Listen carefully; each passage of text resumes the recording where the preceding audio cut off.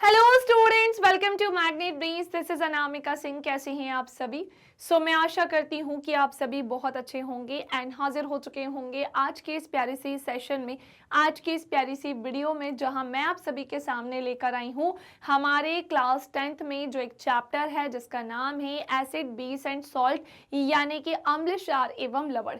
इसका एक complete chapter revision. जी हाँ बेटा, बिल्कुल सही सुना है आप सभी ने। ये चैप्टर हमारा पूरा बहुत अच्छे से हमने रिकॉर्डेड वीडियो में देख लिया है, लेकिन मुझे पता है कि बच्चे चाहते हैं एग्जाम टाइम में उन्हें एक ऐसा वीडियो मिल जाए जिसके थ्रू उन्हें सारी ही चीजें एक ही वीडियो में मिल जाए, मतलब सारी चीजें, उनको अलग से कहीं जाने की जरूरत ना हो। इसीलिए मैं आज आप सभी के सामने लेकर आई हूं आपका कंप्लीट चैप्टर रिवीजन केमिस्ट्री का, और ये बहुत इंपॉर्टेंट टॉपिक है।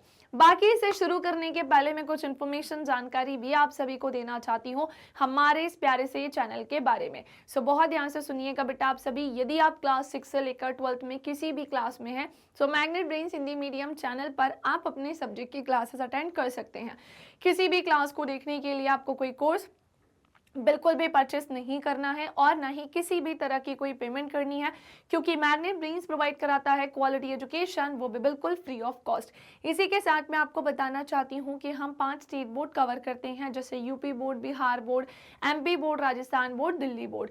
एंड जितनी भी चीज़ें हम कवर करते हैं वो सब होती है अरेंज फॉर्मेट में, जहाँ बेसिक से लेकर एडवांस लेवल हम लेकर चलते हैं और बाकी सारी चीज़ें आपको इसी तरीके से पढ़ाते हैं। तो चलिए इसी अच्छी सी बात से हम शुरुआत करते हैं आज की इसकी क्लास को, और इसे पहले ही लाइक कर दीजिएगा, इसे पहले ही शेयर कर दीजिएगा।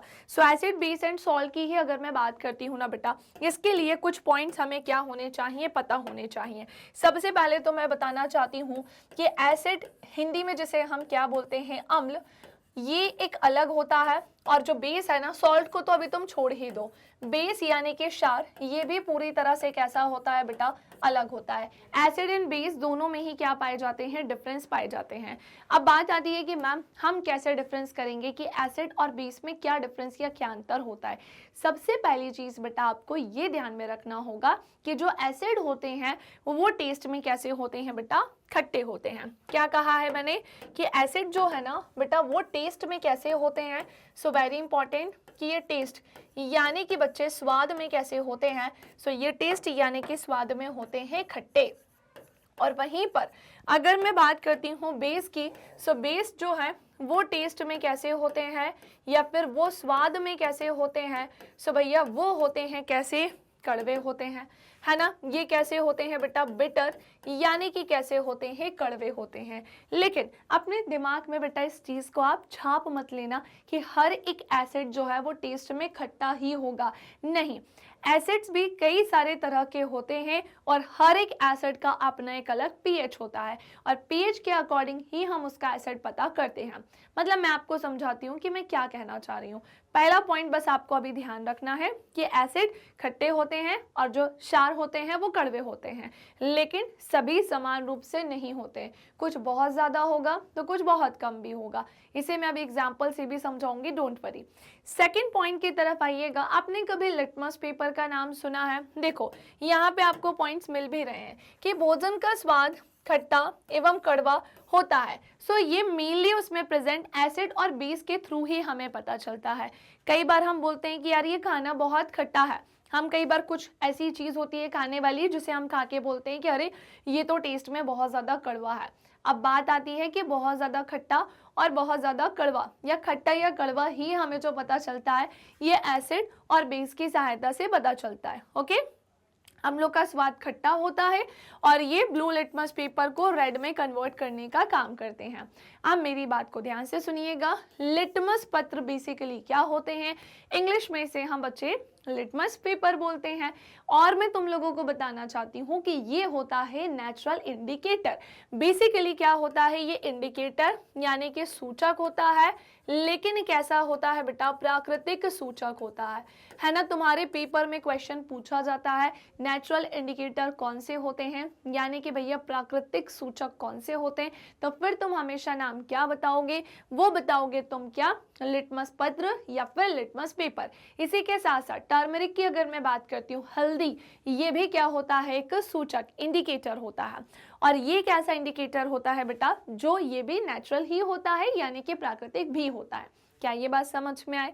इसी तरह से कुछ एसिड बेस इंडिकेटर भी होते हैं, जैसे आपने फिनोल्फथैलीन का नाम सुना होगा, आपने मिथाइल ऑरेंज का नाम सुना होगा। सो बेटा फिनोल्फथैलीन की बात करूं या मैं मिथाइल ऑरेंज की बात करूं, ये भी क्या होते हैं, इंडिकेटर यानी सूचक ही होते हैं, जिसके थ्रू हमें एसिड और बेस के बारे में पता चलता है, चाहे उनके कलर में चेंज करके हो, एसिड और बेस में चेंज कर हो, तो हम इसके थ्रू हमें पता चल जाता है कि ये इंडिकेटर जो है ये क्या करेगा, फिनोल्फथैलीन है तो वो कलर को चेंज कहाँ करेगा, कहाँ नहीं करेगा, मिथाइल ऑरेंज है कहाँ करेगा, कहाँ नहीं करेगा। फॉर एग्जाम्पल जैसे एसिड है तो एसिड क्या करेगा, ब्लू लिटमस पेपर को रेड में कन्वर्ट कर देगा। तो ब्लू लिटमस पेपर अगर रेड में कन्वर्ट हो रहा है तो हम समझ जाएंगे कि वो सब्सटेंस क्या है, एसिड है, ठीक है ना। और जबकि क्षार कैसे होते हैं बेटा, बिटर, यानी कि बच्चे कैसे होते हैं, कड़वे होते हैं। क्षार कैसे होते हैं, बिटर यानी कि कड़वे होते हैं, और ये रेड लिटमस पेपर को ब्लू में कन्वर्ट करने का काम करते हैं। सो एसिड ने ब्लू को रेड में कन्वर्ट किया और बेस क्या करेगा, रेड को ब्लू में कन्वर्ट करेगा। ये इस तरह से कहानी चलती होती है। पेपर में लिटमस पेपर से बहुत बार क्वेश्चन पूछा गया है और पूछा भी जाता है, ये इतना ज़्यादा इंपॉर्टेंट सेक्शन है। चलो लिटमस क्या होता है, सो ये एक नेचुरल इंडिकेटर होता है। इसी तरह से बेटा जो टर्मरिक हल्दी है वो भी क्या होता है, एक सूचक यानी इंडिकेटर ही होता है। उम्मीद करती हूँ कि तुम्हें ये पॉइंट अच्छे से क्लियर हो गया होगा। चलो कुछ और चीज़ों को जानते हैं। जैसा कि बेटा मैंने आप सभी से कहा है कि जो इंडिकेटर होते हैं यानी कि बच्चे जो सूचक होते हैं, क्या कहा मैंने कि जो इंडिकेटर होते हैं यानी कि जो सूचक होते हैं बेटा, पहली बात तो ये 0 से 14 और बीच में क्या है, 7 है, ठीक है ना। हर वो पदार्थ जिसका पीएच 0 से 7 के बीच होता है, ये आपके सामने 0 से लेके 14 तक मैंने क्या बनाया है बेटा, पीएच स्केल बनाया है। पीएच का फुल फॉर्म होता है पोटेंशियल ऑफ हाइड्रोजन, और ये स्केल कहाँ से कहाँ तक होता है, 0 से लेके 14 तक होता है। अब ध्यान से सुनो, हर वो सब्सटेंस, हर वो पदार्थ जिसका पीएच 0 से 7 के बीच में है वो किस नेचर का होगा बेटा, एसिडिक नेचर का होगा, यानी कि बेटा वो अपने अम्लीय माध्यम में होगा। एंड हर वो सब्सटेंस या हर वो पदार्थ जिसका पीएच 7 से 14 के बीच में है, सो वो कैसा होगा, क्षारीय प्रकृति का होगा, ठीक है। लेकिन ध्यान से सुनना, जैसे जैसे पीएच क्या होता जाता है, डिक्रीज होता जाता है, घटता जाता है। पॉइंट को थोड़ा समझने की कोशिश करेंगे कि बच्चे जैसे जैसे पीएच जो है वो डिक्रीज होता जाता है, अरे भैया घटता जाता है, वैसे वैसे उसकी अम्लीयता बढ़ती जाती है। यानी कि जितना कम पीएच होगा उतना ज़्यादा उसमें अम्लीयता देखने को मिलेगी, जितना कम पीएच उतना ज़्यादा अम्लीयता देखने को मिलेगी, और जितना ज़्यादा पीएच होता है उतनी ज़्यादा क्षारीयता देखने को मिलेगी। यानी कोई ऐसा सब्सटेंस या ऐसा पदार्थ जिसका पीएच 7 के आसपास है, सो वो प्रबल अम्ल नहीं बल्कि कैसा अम्ल होगा बेटा, दुर्बल अम्ल। और जिसका पीएच 0 के आसपास है तो वो क्या कहलाएगा, सो बेटा उसे हम कहेंगे स्ट्रॉन्ग एसिड। क्या कहेंगे बच्चे, सो वो हो जाएगा स्ट्रॉन्ग एसिड, और ये हमारा क्या हो जाएगा, सो ये हमारा हो जाएगा वीक एसिड। क्लियर, इसे हम क्या लिख सकते हैं, स्ट्रॉन्ग को हम लिखेंगे क्या, प्रबल अम्ल, ये एक तो हो जाएगा, ठीक है, एक तो हमारा क्या हो जाएगा प्रबल अम्ल, और वीक एसिड क्या हो जाएगा बेटा, सो वो हो जाएगा क्या, दुर्बल अम्ल। क्या हो जाएगा, दुर्बल अम्ल हो जाएगा। समझ पाए कि नहीं समझ पाए। अगर किसी का पीएच, ध्यान से सुनिएगा, अगर किसी का पीएच 7 से 14 के बीच में है और अगर वो 7 के आसपास है और अगर वो 14 के आसपास है, तो पता है क्या होगा, यहाँ पर भी सुन लो, 7 के आसपास को हम वीक जो है यानी कि दुर्बल क्षार बोलेंगे, पहला पॉइंट क्या बोलेंगे, दुर्बल क्षार, और 14 के आसपास वाले को क्या बोलेंगे भैया, स्ट्रॉन्ग बेस बोलेंगे। अब मैं तुम्हें एक एग्जाम्पल देती हूँ, जैसे कि हमारा खून, रक्त जिसका पीएच होता है 7.4। तो एक बात बताओ, तुम्हारा खून तुम्हें कभी कड़वा दिखा क्या, तुमने कभी देखा कि तुम्हारे शरीर से खून निकला और तुमने जब उसे टेस्ट किया तो तुम्हें पता चला कि अरे यार ये बहुत ज़्यादा कैसा है, कड़वा है। एक्चुअली में वो कड़वा नहीं होता है, ठीक है। सो हमारा ब्लड का पीएच कितना है, 7.4, और ये कड़वा नहीं होता है। क्यों? क्योंकि हमने जाना कि ये है तो क्षार ही, लेकिन स्लाइटली अल्कलाइन है, हल्का सा क्षारीय होगा, है ना। क्योंकि अगर हम केवल क्षारीय बोलेंगे तो भाई हमें पता है कि क्षारीयता में तो बहुत कुछ शामिल है ना। तो ना ही हम इसमें क्या बोलेंगे कि इसका pH 7.4 है, ये क्षारीय तो है लेकिन हल्का सा क्षारीय है, ठीक है। यही एक रीजन है कि वो कड़वा नहीं है। तो सिंपली मैं तुम्हें इतने देर से यही समझाना चाह रही हूँ कि हर एसिड को तुम टेस्ट नहीं कर सकते हो, हर बेस को तुम टेस्ट नहीं कर सकते हो, और सभी का टेस्ट कड़वा या फिर खट्टा ही होगा तो ऐसा भी नहीं है, क्योंकि सभी के पीएच यहाँ पर क्या करते हैं बेटा, मैटर करते हैं। एक लास्ट कहानी और सुनो कि अगर किसी का पीएच 7 ही होता है, हालांकि आगे हमें पीएच स्केल पढ़ना है बट फिर भी मुझे ये दोनों तुम्हें एक्सप्लेन करना है, सो इसीलिए मैं इसे यहाँ पर समझा रही हूँ। सो हमने क्या देखा कि अगर किसी का पीएच कितना होता है बच्चे, 7 होता है, यानी कि कितना होता है, 7 होता है, तो वो कैसा होता है बेटा, उसी को हम बोलते हैं क्या, न्यूट्रल यानी कि उदासीन बोलते हैं। क्या बोलते हैं? न्यूट्रल यानी कि उदासीन बोलते हैं। चलो, सो दैट्स इट। और पानी का पीएच क्या होता है, 7, तो पानी कैसा है, न्यूट्रल यानी कि उदासीन है। चलिए आगे की तरफ बढ़ते हैं। ये कहानी होती है यहाँ पर खत्म। जैसे कि मैंने आप सभी को अभी बताया था कि जैसे फिनोल्फथैलीन होता है, मिथाइल ऑरेंज, ये भी इंडिकेटर होते हैं। सो अम्ल एवं क्षारक की जांच करने के लिए कुछ एसिड बेस इंडिकेटर होते हैं, जिन्हें हम, उनमें भी अगर हम ध्यान से देखें तो कुछ सिंथेटिक इंडिकेटर होते हैं जिन्हें लेबोरेटरी में, प्रयोगशालाओं में बनाया जाता है। सो इन्हीं को हम क्या बोलते हैं बेटा, संश्लेषित सूचक बोलते हैं। इंग्लिश में ये सिंथेटिक इंडिकेटर के नाम से जाने जाते हैं, जिनमें क्या आता है बेटा, मिथाइल ऑरेंज आता है, फिनोल्फथैलीन आता है, और हम इसका भी क्या करते हैं, प्रयोग करते हैं। सो हमने नेचुरल इंडिकेटर देख लिया, हमने क्या जाना, सिंथेटिक इंडिकेटर होते हैं। वैसे ही बेटा एसिड बेस इंडिकेटर में ऑल्फैक्टरी इंडिकेटर होते हैं, जिन्हें हम गंधक सूचक के नाम से जानते हैं, है ना, जिन्हें हम गंधक सूचक के नाम से जानते हैं। ओके, चलो ये होती है इसकी कहानी यहाँ पर खत्म। अब बात आती है कि मैम, हाँ हम समझ तो गए हैं ये पूरी कहानी को, हम जान तो गए हैं कि एसिड और जो बेस है उसमें हमने जान लिया इनका बेसिक क्या होता है, कौन कैसा दिखाई देता है, किसका कितना पीएच होता है, सारी चीजें हम जान गए।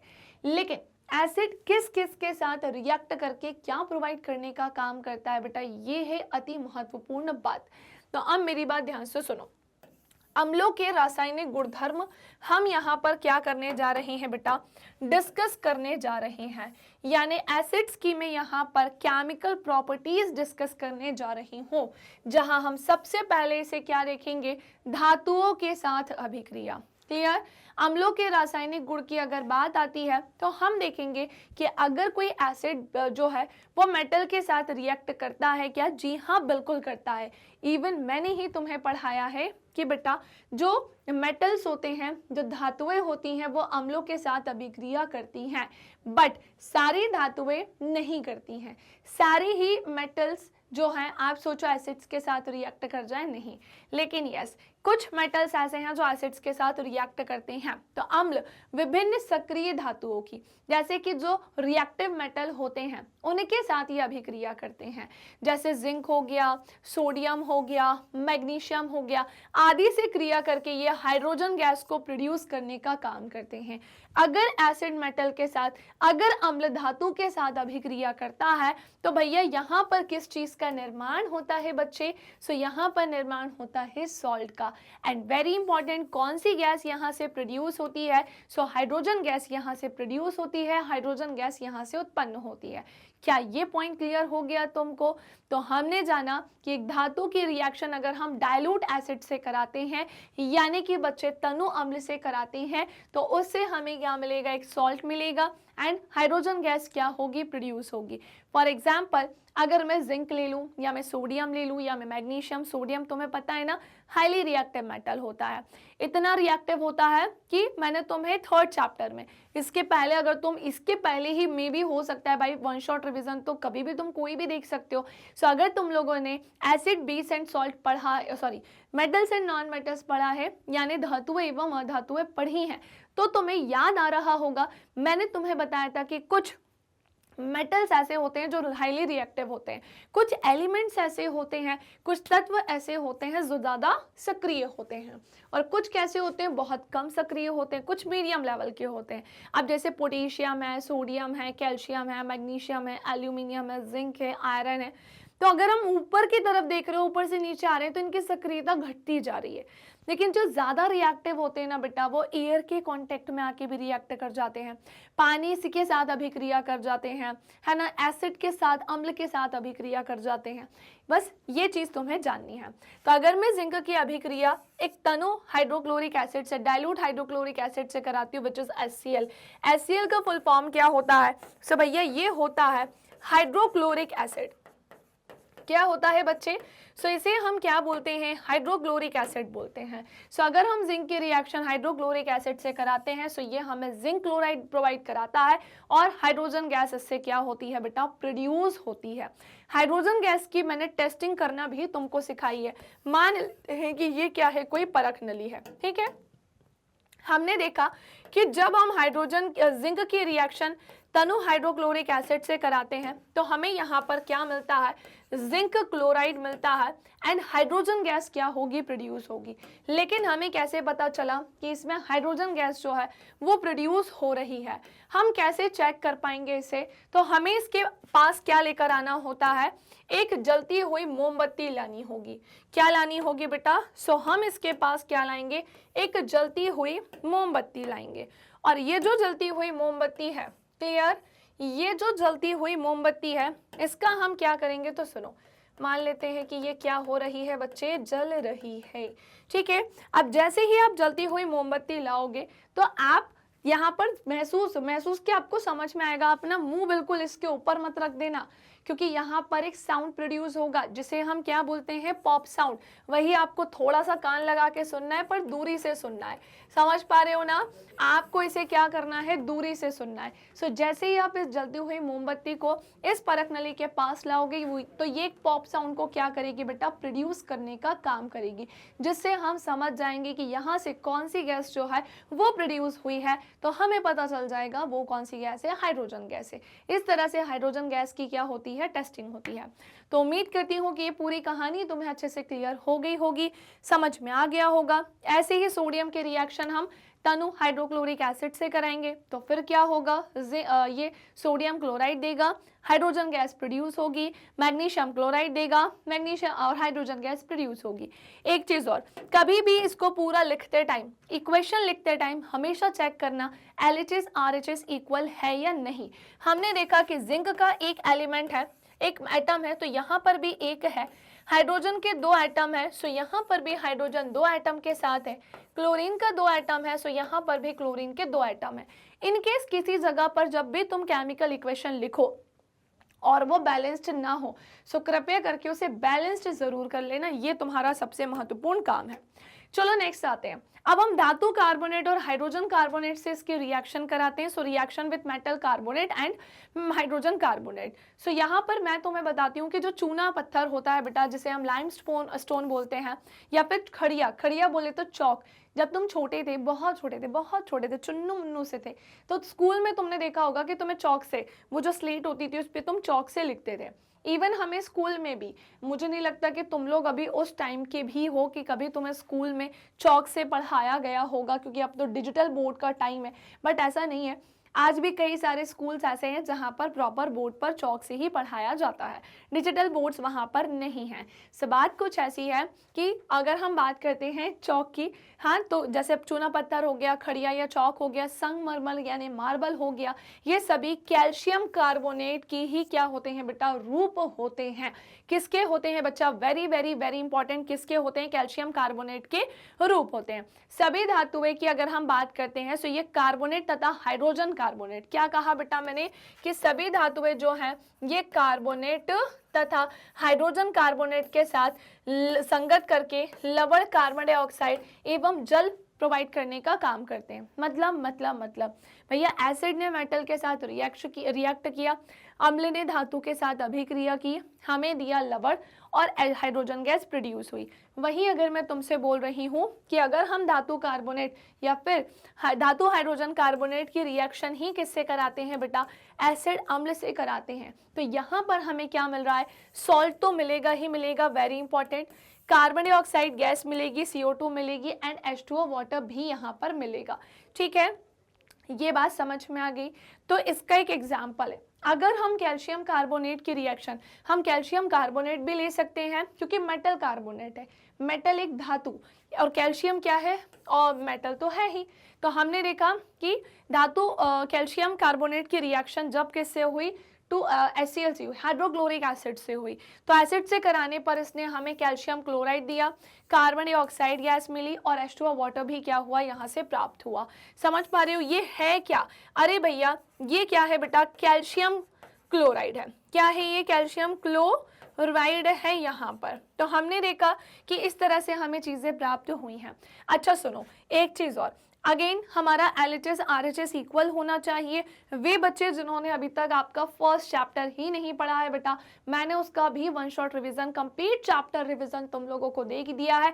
ये एग्जाम टाइम चल रहा है, इसे 2x की स्पीड पर देखो। 2x की स्पीड पर जब तुम देखोगे तो तुम वहां पर बहुत तेजी से पूरे चैप्टर को पढ़ लोगे, क्योंकि तुम ऑलरेडी पढ़कर बैठे हो, तुम्हें चाहिए एक फाइनल रिविजन। ये वो वीडियोस है कि तुम एक बार, दो बार, तीन बार भी अपने एग्जाम टाइम में देख सकते हो, ये तुम्हारे लिए बहुत हेल्पफुल होने वाली है।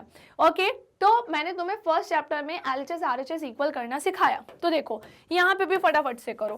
कैल्शियम एक यहाँ पर है, सो कैल्शियम एक यहाँ पर भी है, कार्बन एक यहाँ पर है, सो कार्बन एक यहाँ पर भी है, ऑक्सीजन 3 यहाँ पर है, सो ऑक्सीजन बेटा 2 और 1 3 यहाँ पर भी है ना। क्लोरीन और हाइड्रोजन 2 है, कोएफिशिएंट में 2 है, दैट मीन्स ये दोनों ही 2 है। सो क्लोरीन 2 हाइड्रोजन 2 यहाँ पर भी है, यानी कि बच्चे हमारी इक्वेशन यहाँ पर बहुत ही अच्छे तरीके से क्या है बेटा, बैलेंस्ड है। हमारी इक्वेशन यहाँ पर बहुत ही अच्छे तरीके से, शानदार तरीके से क्या है बच्चे, बैलेंस्ड है। समझ पाए कि नहीं समझ पाए। अब एक छोटी सी कहानी को ध्यान में रखना कि धातु हाइड्रोजन कार्बोनेट को धातु बाइकार्बोनेट भी कहा जाता है, वेरी इंपॉर्टेंट लाइन।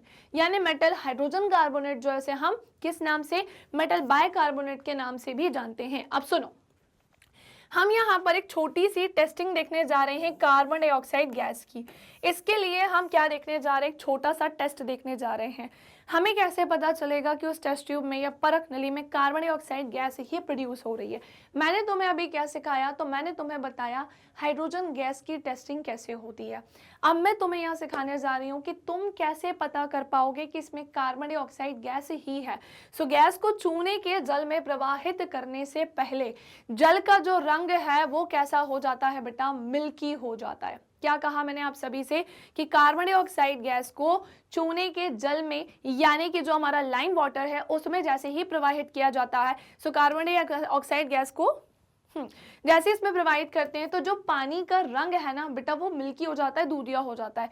परंतु अधिक मात्रा में कार्बन डाइऑक्साइड अगर हम यहाँ पर देते हैं तो जो दूधिया रंग है ना, मिल्की कलर क्या हो जाता है, गायब हो जाता है, विलोपित तो हो जाता है। सो घुलनशील कैल्शियम हाइड्रोजन कार्बोनेट बनने के कारण ऐसा होता है। सो अगर हम कैल्शियम हाइड्रोक्साइड के जलीय विलयन में अभिक्रिया कराते हैं किसकी, कार्बन डाइऑक्साइड गैस की, तो फिर क्या होता है, कैल्शियम कार्बोनेट बनता है एंड H2O वाटर यहाँ से प्राप्त होता है। वहीं पर अगर हम कैल्शियम कार्बोनेट की रिएक्शन H2O वाटर से कराते हैं, सो H2O water and carbon dioxide gas के साथ कराते हैं, उससे ज्यादा मात्रा में कार्बन डाइऑक्साइड देते हैं, फिर क्या होता है इस कंडीशन में, पहली बात तो ये मिल्की कलर हमें कैल्शियम कार्बोनेट का जो प्राप्त हुआ था ज्यादा मात्रा में कार्बन डाइऑक्साइड गैस प्रोवाइड करने की वजह से वो क्या हो गया बेटा, विलोपित हो गया, गायब हो जाता है। और ये किसके कारण होता है, क्योंकि यहाँ पर बनता है कैल्शियम हाइड्रोजन कार्बोनेट का जलीय विलयन, ये हमें यहाँ पर दिखाई देता है। मैंने तुम्हें ये जो पूरी कहानी एक्सप्लेन की है ना बेटा, ये अति लेवल पर महत्वपूर्ण है। कौन से लेवल पर, अति लेवल पर महत्वपूर्ण है। सो कैल्शियम हाइड्रोक्साइड की रिएक्शन कार्बन डाइऑक्साइड से कराने पर कैल्शियम कार्बोनेट मिलेगा, H2O वाटर मिलेगा। कैल्शियम कार्बोनेट की रिएक्शन H2O से कराने पर साथ ही साथ किसके प्रेजेंस में, सो कार्बन डाइऑक्साइड गैस के प्रेजेंस में, तो ये हमें क्या देगा, कैल्शियम हाइड्रोजन कार्बोनेट।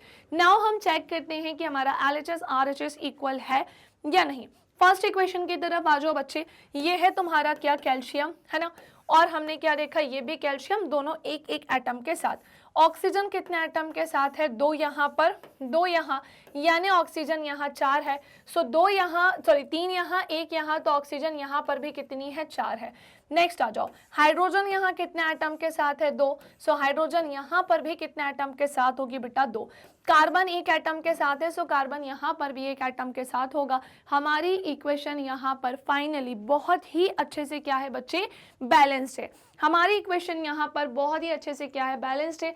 आपको इसमें कुछ भी ऐड ऑन नहीं करना है। सेकंड पॉइंट की तरफ आ जाओ जल्दी। सेकंड इक्वेशन, कैल्शियम एक यहाँ पर है, सो कैल्शियम एक यहाँ पर है। कार्बन यहाँ पर एक है, तो कार्बन हमने क्या देखा है ना, अच्छा एक सेकेंड, कार्बन एक यहाँ पर है और एक यहाँ पर है, टोटल कितने कार्बन हो जाएंगे, 2। तो हमने क्या देखा, ये रहा कार्बन, और सुनो ये HCO लिखा है, O के बाद 3 लिखा है, दैट मीन ऑक्सीजन के 3 एटम है। और अगर होल ब्रैकेट में ऐसे यहाँ पर 2 है, तो ये 2 इन सभी के लिए है। तो हमारे पास कार्बन यहाँ पर भी कितना है बच्चे, 2 है, यानी ये हमारा इक्वल चल रहा है। ऑक्सीजन यहाँ पर 3 है, ऑक्सीजन 1 यहाँ पर है, और ऑक्सीजन 2 यहाँ पर है। 3 4 5 6 हो जाएगा। सो ऑक्सीजन 3 दूनी 6, 6 हमारे पास भी हो गया। हाइड्रोजन हमारे पास कितना है बेटा, 2 है। सो हाइड्रोजन यहाँ पर भी हमारे पास 2 है, यानी कि हमारी इक्वेशन बच्चे यहाँ पर भी क्या हो जाएगी, बैलेंस्ड हो जाएगी। चलो आते हैं धातु ऑक्साइडों के साथ अभिक्रिया। अम्ल जो है भैया वो धातु ऑक्साइड के साथ क्रिया करके लवण और जल बनाने का काम करता है, यानी कि सॉल्ट एंड वाटर को बनाता है। सो धातु ऑक्साइड के एसिड के साथ रिएक्शन कराने पर हमें क्या मिलता है भैया, सॉल्ट मिलता है और पानी मिलता है। जैसे कैल्शियम ऑक्साइड के रिएक्शन अगर मैं एक स्ट्रॉन्ग एसिड से कराती हूँ, HCl क्या होता है, सो ये होता है एक स्ट्रॉन्ग एसिड, यानी कि प्रबल अम्ल होता है, ठीक है। और इन दोनों के रिएक्शन कराते हैं, सो कैल्शियम क्लोराइड देगा एंड H2O वाटर भी यहाँ पर बनता है, ठीक है। चलिए अच्छा, इक्वेशन बैलेंस है कि नहीं, कैल्शियम कैल्शियम 1 1 एटम, ठीक है। Oxygen oxygen 1 1 atom, hydrogen 2 atom, hydrogen 2 atom, chlorine 2 atom, chlorine 2 atom. समझ पाए कि नहीं समझ पाए, हाँ या ना। चलो भाई, तो ये कहानी होती है हमारी पूरी खत्म। नाउ एसिड के साथ तो हमने रिएक्शन देख लिया, अब हम बेस के साथ भी रिएक्शन देखते हैं। सो रिएक्शन विथ मेटल्स, अगर हम एक क्षार की अभिक्रिया किससे कराते हैं, अगर एक क्षार की अभिक्रिया धातु से कराते हैं, सो क्या ये अभिक्रिया हो सकती है, बिल्कुल हो सकती है। सो प्रबल क्षार क्रियाशील धातुओं से अभिक्रिया करके हाइड्रोजन गैस को प्रोड्यूस करने का काम करता है, अतः इन्हें सक्रिय धातुओं के पात्र में नहीं रखा जा सकता है, यानी एक ऐसे पात्र में जो कैसे हो, सक्रिय धातु से भरे हो।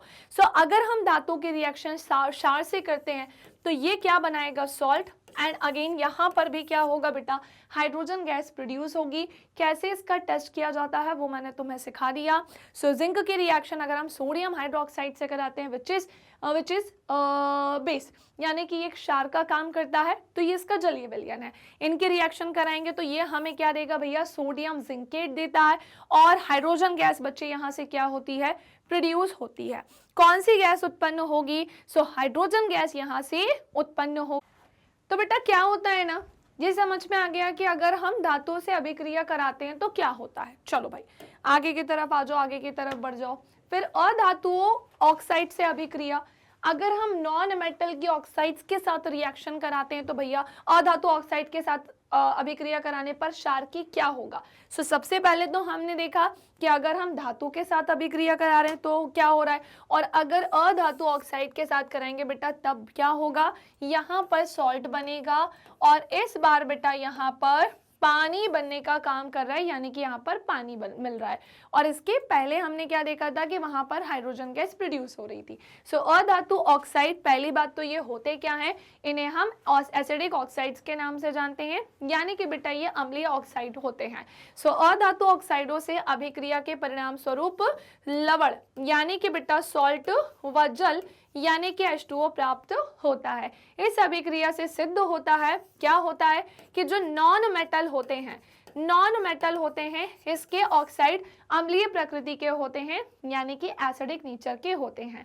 अब मेरी बात ध्यान से सुनो, मेटल नॉन मेटल दोनों में डिफरेंस होता है। मेटल की अपनी एक डिफरेंट प्रॉपर्टी होती है, नॉन मेटल की एक अपनी डिफरेंट प्रॉपर्टी होती है। भैया पढ़ लेना चैप्टर नंबर 3, ताकि तुम पेपर देने जाओ तो तुम्हें ये ना लगे कि भाई एग्जाम में तो क्या ही आ गया है। बेटा देखो क्या होता है ना, मैं बहुत सारे लोगों की बातें ना, मतलब मैं YouTube जब ओपन करती हूँ मुझे मल्टीपल वीडियोस मिलती है जहाँ पर आपको शायरी के थ्रू पढ़ाया जाता है, जहाँ पर गाना गा के पढ़ाया जाता है, जहाँ पर बहुत सारी चीज़ें होती हैं, आपके कुछ ऐसे पॉइंट्स वहाँ पर उठाए जाते हैं जैसे कि जिससे आप सफ़र कर रहे हो। बट मैं कभी इन चीज़ों पर डिस्कशन नहीं करती हूँ। मैं हमेशा एक ही चीज़ बोलती हूँ कि जितनी भी समस्याएं हैं, किसी की भी लाइफ जो है वो सामान्य नहीं होती है। कई बार ऐसा भी होता है कि किसी के फैमिली में कोई है ही नहीं, एक पर्सन है, दो पर्सन है, कोई है ही नहीं जिससे आप अपनी प्रॉब्लम शेयर कर सको। पर ऐसा नहीं, कई बार कुछ ऐसी भी फैमिलीज होती हैं बेटा जहां पर उनके पेरेंट्स होने के बावजूद, परिवार होने के बावजूद बच्चा शेयर नहीं कर पाता है।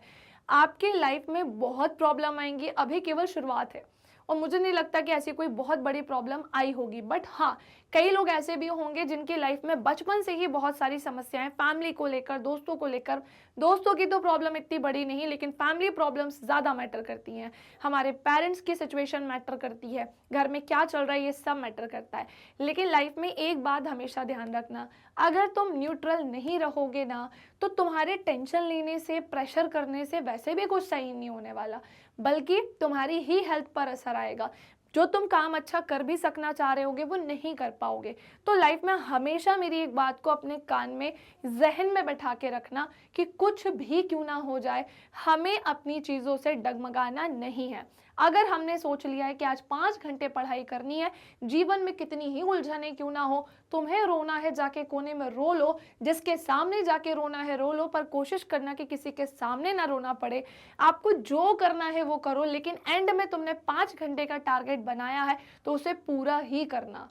तभी तुम किसी भी चीज से फाइट कर पाओगे, तभी तुम किसी भी चीज से संघर्ष कर पाओगे, वरना तुम्हें खुद भी क्या होगा, बहुत ज्यादा प्रॉब्लम फेस करनी पड़ेगी।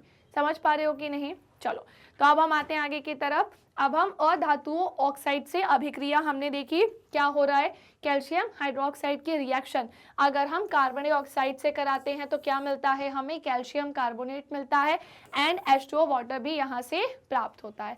क्या बोला मैंने कि H2O वाटर भी यहाँ से क्या होता है, प्राप्त होता है। क्लियर? बेटा इक्वेशन को बैलेंस्ड भी तो करना है, तो सुनो, ये तो हमने देख लिया। अब हमने क्या जाना कि अगर हम धातु की रिएक्शन अधातु ऑक्साइड के साथ यानी नॉन मेटेलिक ऑक्साइड के साथ कराते हैं सो हमें सॉल्ट मिलता है और H2O वाटर भी बनता है। सो भैया कैल्शियम यहाँ पर कितने एटम के साथ है, एक, और यहाँ पर भी कितने एटम के साथ है, एक। ऑक्सीजन यहाँ पर कितने एटम के साथ है बेटा, दो यहाँ पर, दो यहाँ, यानी टोटल कितने हो गए, 4। सो ऑक्सीजन 3 यहाँ, ऑक्सीजन 3 यहाँ, टोटल 4 यहाँ पर भी हो गए। हाइड्रोजन यहाँ पर बच्चे 2 एटम के साथ है, सो हाइड्रोजन यहाँ पर भी कितने एटम के साथ है, 2 एटम के साथ है। And very important, carbon 1 atom के साथ, कार्बन 1 एटम के साथ, यानी कि हमारी यहाँ पर भी इक्वेशन कैसी है बच्चे, बैलेंस्ड है। तो उम्मीद करती हूँ मैं कि तुम्हें ये सब अच्छे से क्लियर हो गया होगा। नाउ आगे की तरफ बढ़ते हैं, आगे की कहानी को डिस्कस करते हैं। आप जब भी आपकी NCERT पढ़ोगे ना तो आपको यहाँ पर ये सेक्शन मिलेगा। ये क्या है तो सुनो, क्या आप जानते हैं, अरे भाई आप क्या जानते हैं कि लिटमस विलियन बैंगनी रंग का रंजक होता है। किस रंग का होता है, एक्चुअली में जो लिटमस सॉल्यूशन होता है ना बेटा उसका कलर कैसा होता है, बैंगनी कलर होता है, जो थैलोफाइटा समूह के लाइकेन पौधे से निकलता है। मैम ये थैलोफाइटा क्या है, ये प्लांट किंगडम, एक तरीके के प्लांट किंगडम का ग्रुप होता है। थैलोफाइटा, ब्रायोफाइटा, टाइलिडोफाइटा, ये 3 तरीके के होते हैं, ठीक है ना।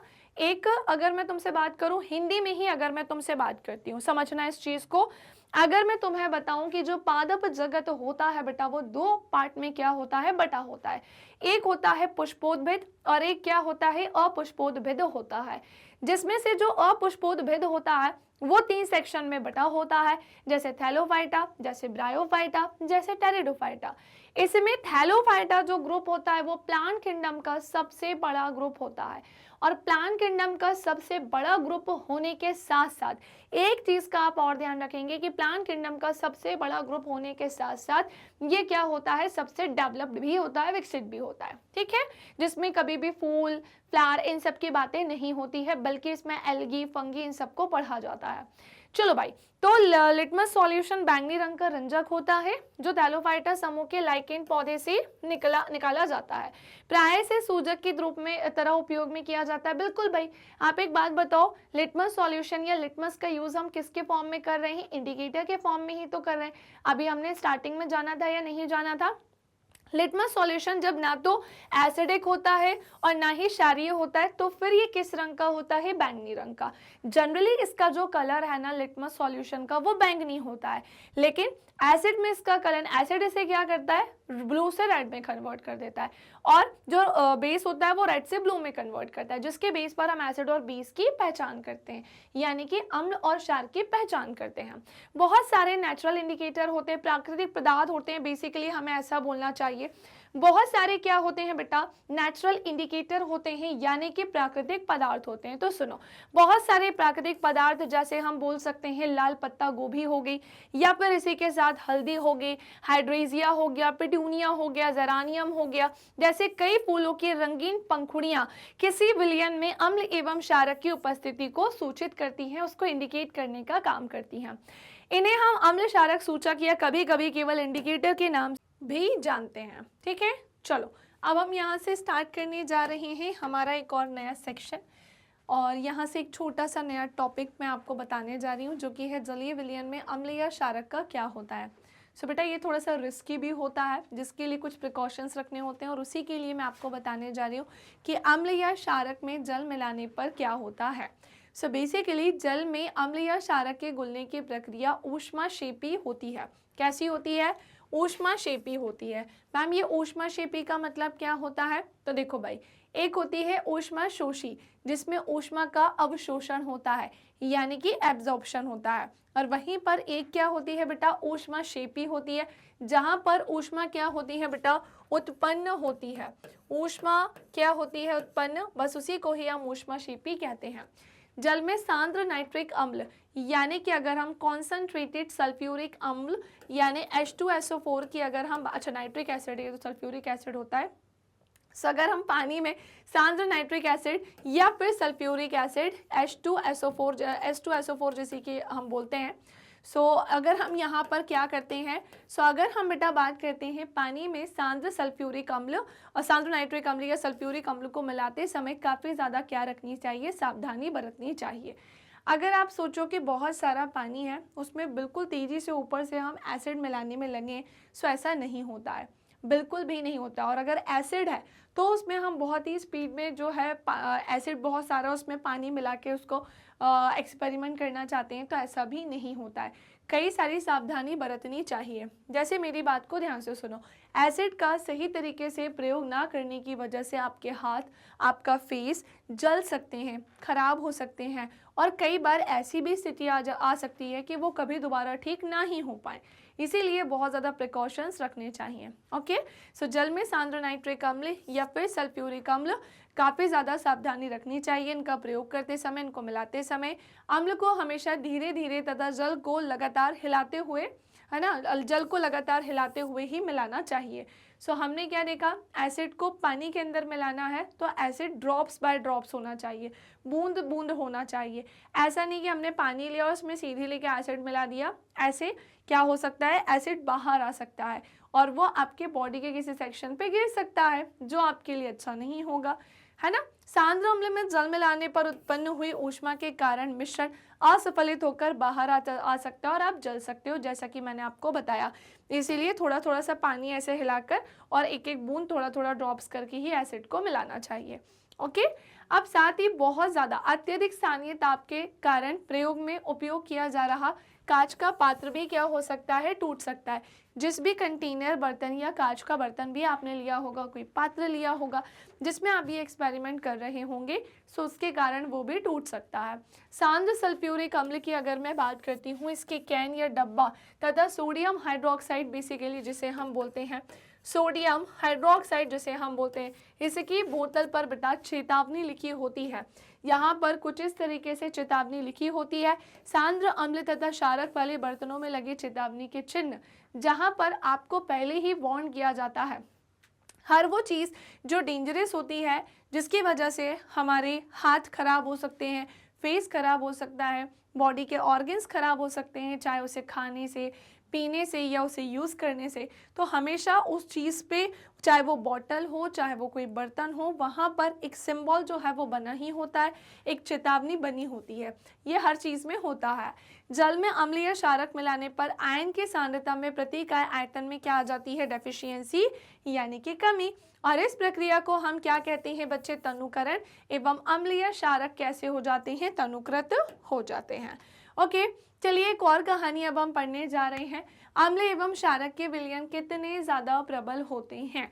जैसा कि मैंने आपको जस्ट अभी पढ़ाया बेटा कि acid and salt, acid and अगर हम बेस की बात करते हैं, अम्लीय क्षार की अगर हम बात करते हैं, जो अम्ल होते हैं वो स्ट्रॉन्ग भी होते हैं, वीक भी होते हैं, और जो क्षार हैं वो भी स्ट्रॉन्ग होते हैं, वीक भी होते हैं।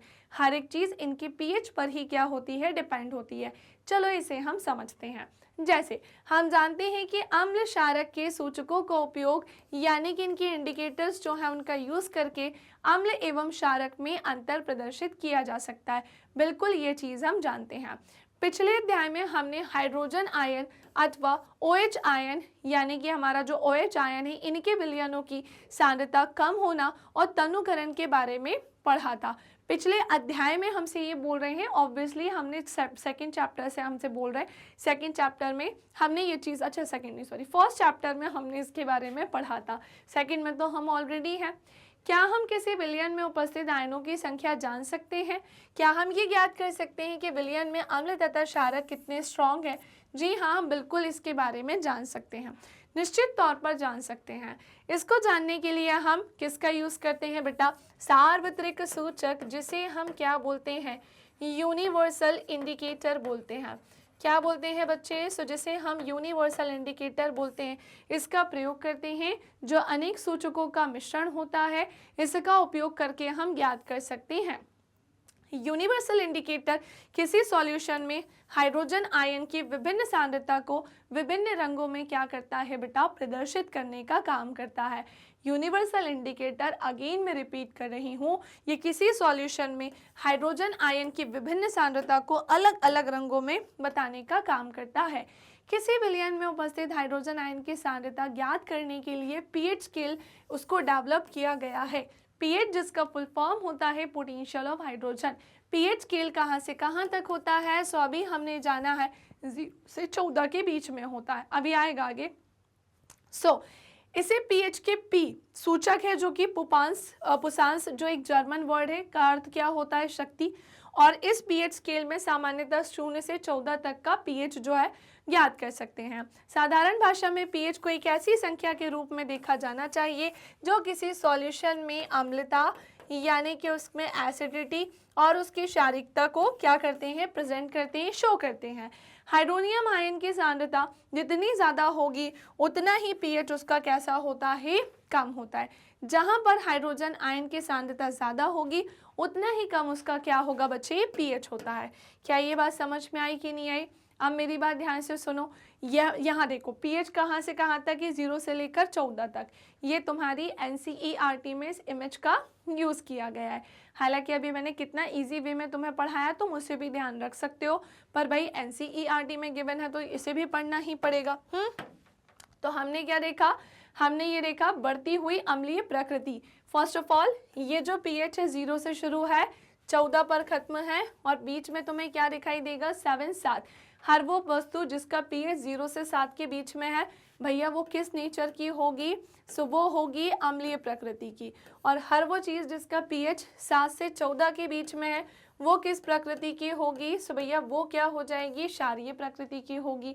समझ पाए कि नहीं समझ पाए? बढ़ती हुई अम्लीय प्रकृति को आप यहाँ पर कुछ इस प्रकार से देख सकते हो, और बढ़ती हुई क्षारीय प्रकृति को भी तुम यहाँ देख सकते हो। मैंने अभी थोड़ी देर पहले ही तुम्हें बताया, जैसे जैसे पीएच 0 से 7 के बीच में है, और अगर जैसे जैसे पीएच डिक्रीज होता जाएगा, घटता जाएगा, 0 के आसपास आता जाएगा, सो अम्लता वहाँ पर कैसी होगी? बहुत ज़्यादा होगी, है ना। इसीलिए कह रहे हैं बढ़ती हुई अम्लीय प्रकृति जब पीएच कैसा होगा? घटता जा रहा है। और बढ़ती हुई क्षारीय प्रकृति जब पीएच क्या होता जा रहा है बेटा? इस प्रकार से बढ़ता ही जा रहा है। तो वहाँ पे क्षारीयता बहुत ज़्यादा होगी। जैसे मैंने अभी तुम्हें ब्लड का एग्जाम्पल दिया कि ब्लड का pH 7.4 होता है, तो ये क्षारीय तो होगा लेकिन कैसा होगा, हल्का होगा। इसी तरह से हाइड्रोजन आयन की सांद्रता में वृद्धि कब होगी, जब pH घटता जाएगा, और इसकी सांद्रता में कमी कब होगी, जब pH बढ़ता जाएगा।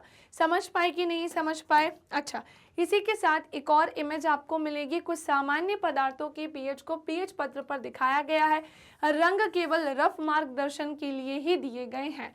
अच्छा, अब मेरी बात ध्यान से सुनो। अगर तुम इसे ध्यान से देखो तो तुम देखोगे कि यहाँ पर अलग अलग तरीके के रंग दिए गए हैं, जिसके आधार पर आप pH की पहचान कर सकते हैं। कुछ सामान्य पदार्थ के pH को pH पत्र पर दिखाया गया है, और रंग केवल और केवल रफ मार्गदर्शन के लिए, एग्जैक्ट ऐसे कलर नहीं होते हैं, लगभग मिलते जुलते होते हैं, ऐसा कह सकते हैं।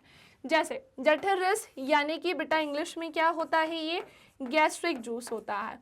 इंग्लिश में से हम क्या बोलते हैं बच्चे, ये हमारा क्या होता है, गैस्ट्रिक जूस, जिसका pH लगभग 1.2 होता है ना, क्या होता है, लगभग 1.2 होता है। ऐसे ही नींबू का रस 1.2 होता है, लगभग इसके आसपास इसका कलर होता है, इसी के आसपास कलर होगा। शुद्ध जल का pH 7 होता है ना, न्यूट्रल उदासीन होता है। इसके कलर के बारे में अगर बात करें, अच्छा, इसके कलर से pH ज्ञात कर सकते हो आप, ठीक है ना। कलर ऐसा नहीं होता जैसे पानी, उसका कलर ऐसा थोड़ी ना होता है, ठीक है। शुद्ध जल का pH 7 पता चल जाएगा, रक्त का pH 7.4 पता चल जाएगा इसकी सहायता से। ऐसे ही मिल्क ऑफ मैग्नीशिया का pH 10 पता चल जाएगा। मिल्क ऑफ मैग्नीशिया, जैसा कि आपको पता है, जिसे हम मैग्नीशियम हाइड्रोक्साइड कहते हैं। And very very very important कि ये क्या होता है, एक एंटी एसिड होता है ना, प्रति अम्ल होता है। और इसी के साथ सोडियम हाइड्रोक्साइड का pH, इसकी सहायता से हम देख सकते हैं क्या होता है, 14 होता है। pH को pH पत्र पर दिखाया गया है, और ये कुछ pH पत्र पर देख सकते हो आप, जो कलर की सहायता से हम इनके pH की पहचान कर सकते हैं। लगभग सिमिलर होते हैं ये, आप ऐसा बोलो कि एक्यूरेट यही कलर होंगे, तो ऐसे नहीं होते हैं। अम्ल तथा क्षारक की शक्ति विलयन में क्रमशः हाइड्रोजन आयन और OH आयन की संख्या पर निर्भर करती है। यदि हम समान सांद्रता के हाइड्रोक्लोरिक एसिड तथा एसिटिक एसिड, हाइड्रोक्लोरिक एसिड यानी HCl हमारा एक स्ट्रॉन्ग एसिड हो जाएगा, और एसिटिक एसिड जैसे एक मोलार विलयन लेते हैं, तो वे विभिन्न मात्रा में हाइड्रोजन आयन को उत्पन्न करेंगे। अधिक संख्या में आयन उत्पन्न करने वाले प्रबल अम्ल ही क्या कहलाते हैं, अम्ल कहलाते हैं। जबकि कम आयन उत्पन्न करने वाले अम्ल क्या कहलाते हैं बेटा, वीक एसिड कहलाते हैं, यानी कि ये दुर्बल अम्ल कहलाते हैं। समझ पाए कि नहीं? अब दैनिक जीवन में pH का क्या महत्व है? क्या पौधे एवं पशु pH के प्रति संवेदनशील होते हैं? क्या बोलते हो कि जो पौधे हैं और जो पशु हैं, क्या वो pH के लिए संवेदनशील होते हैं? चलिए हम डेली बेसिस पर pH के महत्व को समझते हैं, pH की इंपॉर्टेंस को जानते हैं। देखो भाई, बात ऐसी है कि हर एक चीज़ में किसी न किसी फॉर्म में, किसी न किसी रूप में, किसी न किसी तरह से pH जो है पाया जाता है। क्या पौधे एवं पशु pH के प्रति संवेदनशील है? तो सुनो, हमारा शरीर 7 से लेकर 7.8 pH परास के बीच में काम करता है। मतलब हमारे बॉडी जो है उसका, हमारे बॉडी की जितनी भी ऑर्गेन्स है या हमारी शरीर जिस तरह से काम करती है, उसका भी एक pH रेंज है कि हम 7 से लेकर 7.8 के बीच में ही अच्छे से काम कर सकते हैं। जीवित प्राणी केवल संकीर्ण pH परास में ही जीवित रह सकता है। अब इसी के साथ वर्षा के जल का pH, अब पेपर में क्वेश्चन कैसे आता है कि एक मानव शरीर सही तरह से काम कर पाता है या मानव शरीर के सही तरीके से काम करने में उसका pH कितना होता है? आप क्या बोलेंगे? 7 से लेकर 7.4 हो जाएगा। वर्षा के जल का pH मान जब 5.6 से कम हो जाता है, एसिड रेन जिसे हम बोलते हैं, फिर क्या होता है? अम्लीय वर्षा होती है, जिसे हम क्या बोलते हैं बच्चे? एसिड रेन बोलते हैं, है ना। तो अगर जल के, वर्षा के जल का pH मान 5.6 से कम होता है, तो फिर होने वाली वर्षा क्या होगी? अम्लीय वर्षा, एसिड रेन बोलते हैं, जो बेटा बहुत ज़्यादा सही नहीं होती है। अम्लीय वर्षा का जल यानी कि जो एसिड रेन है ना, इसका पानी जब नदी में प्रवाहित होता है तो नदी के जल के pH का मान कैसा हो जाता है? कम। और ऐसी नदी में जलीय जीवधारियों की उत्तरजीविता कठिन हो जाती है। यानी फिर जब ये पानी है ना, समुद्र में जाता है या नदियों में जाता है, तो जितने भी जलीय जीव हैं उनके लिए सर्वाइवल कैसा हो जाता है, मुश्किल, यानी कि कैसा हो जाता है बेटा, कठिन हो जाता है। सो 2 क्वेश्चन यहाँ से बनते हैं। मानव शरीर के सही तरीके से काम करने का पीएच पूछा जाता है। दूसरा कि अम्ल वर्षा कब होती है, उसके लिए पीएच रेंज कितना होना चाहिए। ठीक है, ये 2 तरीके से क्वेश्चन यहाँ पर पूछे जाते हैं। सो हमारे पाचन तंत्र का पीएच, देखो भैया बात ऐसी है, सुबह से जब हम सोकर उठते हैं तब से लेकर रात में सोने के पहले तक न जाने कितनी तरह की चीज़ों को खाते पीते रहते हैं। ऐसा होता है कि नहीं होता? बिल्कुल होता है। जब हम सुबह सोकर उठते हैं तब से लेकर रात में सोने के पहले तक न जाने कितनी सारी चीज़ों को खाते पीते रहते हैं। सो हमारे खाते पीते रहने में हमारा जो शरीर है, हमारा डाइजेस्टिव सिस्टम हमारी बहुत हेल्प करता है, लेकिन इसका भी एक पीएच होता है।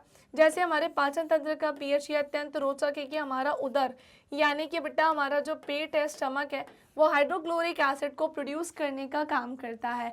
हाइड्रोक्लोरिक एसिड की अगर मैं बात करूँ ना बेटा, ये है एक स्ट्रॉन्ग एसिड है बच्चे, ये है एक प्रबल अम्ल है। ये इतना ज़्यादा स्ट्रॉन्ग होता है ना, सुनो, ये इतना ज़्यादा स्ट्रॉन्ग होता है। पहली बात तो तुम सोचो तुम्हारे खुद के पेट में एक एसिड है, लेकिन एसिड होने के बाद भी तुम जिंदा हो। क्यों? क्योंकि ये तुम्हें क्या करता है बेटा, प्रोटेक्ट करके रखने का काम करता है, ये तुम्हारी सुरक्षा करने का काम करता है।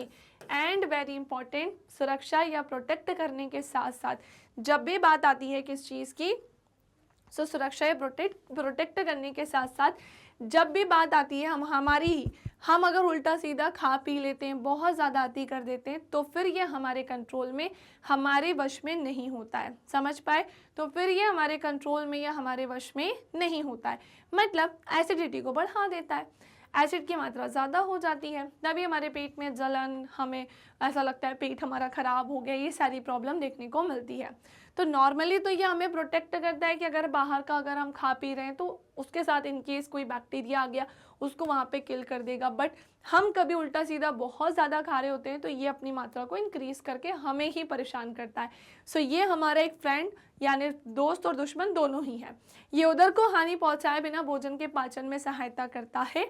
अपच की स्थिति में, यानी कि जब हमारा खाना डाइजेस्ट नहीं हो पाता, उस स्थिति में अत्यधिक मात्रा में अम्ल उत्पन्न करता है, जिसके कारण उदर में दर्द एवं जलन का क्या होता है बेटा, अनुभव होता है।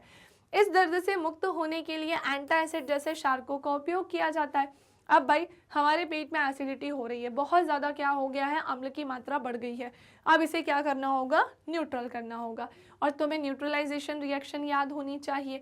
तुम्हें जो है उदासीनीकरण अभिक्रिया पता होगी, एसिड एंड बेस आपस में रिएक्ट करके चीज़ों को न्यूट्रल कर देते हैं। तो भैया बात ऐसी है कि ऑलरेडी हमारे स्टमक में बहुत सारा एसिड है, अब हमें इसके लिए एक एंटासिड यूज़ करना होगा, प्रति अम्ल यूज़ करना होगा, और इसके रूप में हम एक बेस का यूज़ करेंगे, शार्क का यूज़ करेंगे, जिससे कई बार हम सोडा पी लेते हैं, पीते कि नहीं, जो एंटासिड का काम करता है और चीज़ों को न्यूट्रल कर देता है ना। तो ये एंटासिड अम्ल की अधिक की मात्रा को न्यूट्रल कर देते हैं। इसके लिए मैग्नीशियम हाइड्रोक्साइड, जिसे हम मिल्क ऑफ मैग्नीशिया कहते हैं, जैसे दुर्बल क्षारक का क्या किया जाता है, प्रयोग किया जाता है। नेक्स्ट आते हैं अगला क्वेश्चन, पीएच परिवर्तन के कारण दंत क्षय। कई बार ऐसा होता है कि छोटे छोटे बच्चे भैया, छोटे छोटे बच्चों के साथ ऐसा होता है कि बहुत ज़्यादा चॉकलेट्स खाने की वजह से, टाइम पे ब्रश ना करने की वजह से, सुबह और रात में सोने के पहले, सुबह सोकर उठने के बाद और रात में सोने के पहले सही तरीके से ब्रश ना करने की वजह से दांत जो है भैया उनके सड़ जाते हैं, ख़राब हो जाते हैं और टूटकर गिरने लगते हैं बहुत कम एज में, बहुत कम उम्र में। सो बेसिकली होता क्या है, मुंह के पीएच का मान बेटा 5.5 से कम होने पर दांतों का क्षय प्रारंभ हो जाता है। यानी तुम ऐसा मान के चलो कि अगर तुम्हारे माउथ में जो पीएच है वो 5.5 से कम होना स्टार्ट होता है तो समझ जाओ वो तुम्हारे लिए बिल्कुल सही नहीं है। अभी तो हालांकि तुम बहुत छोटे हो, मे बी मुझे ऐसा लगता है कि तुम्हें ये प्रॉब्लम ना भी हो, लेकिन भाई भांति भांति के बच्चे हज़ारों की संख्या में क्लासेस देखते हैं, तो हो सकता है किसी के साथ बचपन में ऐसा हुआ कि भैया दांत ही सड़ गए हो, बहुत चॉकलेट्स खाते हो, ब्रश ही नहीं करते हो, बाहर का ही खाते हो या घर का भी खा रहे हो, लेकिन अपने दांतों की रक्षा ही नहीं कर रहे हो, तो वहाँ पर बैक्टीरिया का बनना और फिर उसके बाद आपका जो पीएच है वो 5.5 से कम ऑटोमेटिकली होना, जिसमें दांत कई बार पेन भी करते हैं, ऐसा लगता है हिल भी रहे, तो ये सारी चीज़ें होती हैं।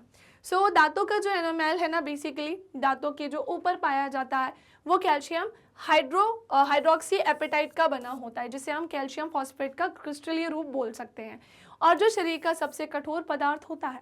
अब पेपर में क्वेश्चन इसके पीएच से तो आता है कि दंत शरण के लिए पीएच स्केल कितना होना चाहिए, 5.5 से तो ये कम होगा, ठीक है। और ये शरीर का सबसे क्या होता है बेटा, कठोर पदार्थ होता है, इस बात का ध्यान रखना। ये जल में नहीं घुलता है, वेरी इंपॉर्टेंट, लेकिन मुंह के पीएच का मान 5.5 से कम होने पर ये संक्षारित हो जाता है। क्या कहा कि भैया ये है पीएच का मान, मुंह के पीएच का मान बेटा 5.5 से कम होने पर ये संक्षारित हो जाता है, और मुंह में उपस्थित बैक्टीरिया भोजन के पश्चात मुंह में अवशिष्ट शर्करा एवं खाद्य पदार्थों का निम्नीकरण करके अम्ल को उत्पन्न करने का काम करता है। भोजन के बाद मुंह साफ करने से इससे बचाव किया जा सकता है, बिल्कुल सही बोला है। आप चाहते हो कि भाई आपके मुंह में इस तरीके की प्रॉब्लम ना जाए, और मेरा भी एक पर्सनल सजेशन है, अब तुम इतने बड़े हो गए हो कि भाई तुम अपना ध्यान रख सकते हो। क्लास 10 बोर्ड का एग्जाम देने जा रहे हो, कोई छोटा एग्जाम देने थोड़ी जा रहे हो, जीवन का एक ऐसा पड़ाव चढ़े जा रहे हो जो तुम्हें जीवन भर याद रहेगा। कल को भविष्य में जब तुम 12th क्लास में जाओगे, 11th 12th, फिर तुम्हारा कॉलेज आ जाएगा, फिर तुम्हारी जॉब लगेगी, फिर तुम आगे बढ़ोगे अपने जीवन में। मान लो 10 साल 20 साल बाद तुम अपने दोस्तों के साथ बैठते हो तो तुम्हारा डिस्कशन होगा कि तुमने 10th बोर्ड कैसे दी थी, तुमने 10th बोर्ड कैसे दी थी, मेरे तो इतने परसेंट बने थे, मेरे तो ऐसे इतने परसेंट बने थे। सो ये लाइफ टाइम याद रहेगा। अदर क्लासेस इतनी याद नहीं रहती हैं, लेकिन बोर्ड क्लासेस आप कभी नहीं भूल सकते हो। ओके तो भाई तुम्हें तो मतलब अब इतने बड़े हो गए कि जब तुम बोर्ड क्लास देने जा रहे हो तो अपने दांतों को तो सही से साफ कर ही सकते हो।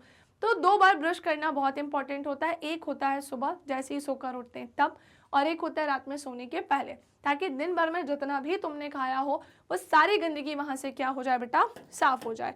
जो दांतों में कहीं जम गई होगी, छुप गई होगी, जो नहीं पकड़ाई में आएगी, तो ब्रश करके वो निकल जाती है। सो भोजन के बाद मुंह साफ करने से इससे बचा जा सकता है, और मुंह की सफाई के लिए क्षारकीय दंत मंजन का उपयोग करने से अम्ल की अधिक की मात्रा को न्यूट्रल किया जा सकता है, जिसके परिणाम स्वरूप दंत क्षय को रोका जा सकता है।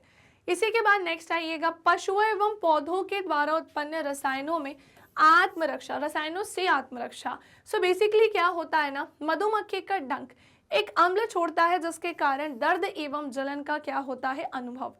आप में से किसी को कभी मधुमक्खी ने काटा है क्या? जब बहुत छोटी मैं थी तो गांव में मुझे जरूर काटा था भाई, बहुत दर्द होता है, जलन होती है, सूज जाता है पूरा, खतरनाक वाला पेन होता है।